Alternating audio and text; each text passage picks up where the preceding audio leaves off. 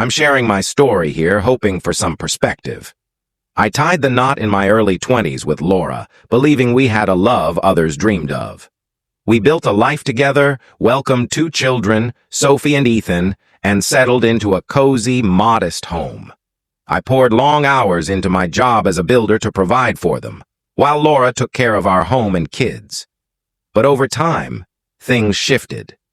Laura began dressing up more, going out late with her friends, and guarding her phone like it was gold. I brushed it off as overthinking until I stumbled across her messages, private, vivid, and painfully real. She was cheating.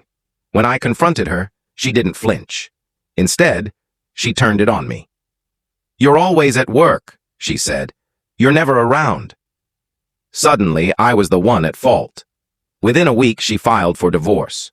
The courts didn't favor me. Laura got the house, primary custody of Sophie and Ethan, and a hefty alimony payment. I was left with a cramped 1-bedroom apartment and visitation rights every other weekend. Worse, she turned the kids against me. By the time the divorce was finalized, I was the bad guy in their eyes. I tried to stay in their lives. I showed up for every visit, sent gifts, and never spoke ill of their mother. But their words echoed Laura's venom. "Why didn't you fight for us? Mom says you only cared about yourself. You don't love us."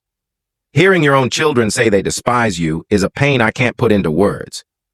Eventually, I stopped trying. Maybe that was a mistake, but the constant rejection broke me.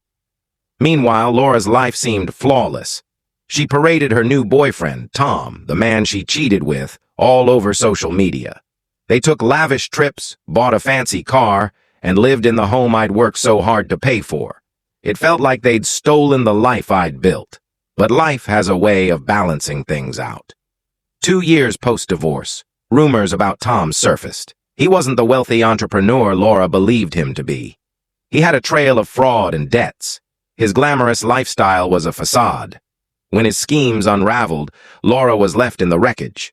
He drained her bank account, piled debts in her name, and vanished. She lost the house, the car, and her picture-perfect life. Then the calls began. "Hey, it's me," Laura's voice trembled. "I know I'm the last person you want to hear from, but I need you." I nearly scoffed. After everything she'd done, she wanted my help? I can't tell you the full story in this short video. If you want to see the full story, the link is given below. Click on it to watch the full story.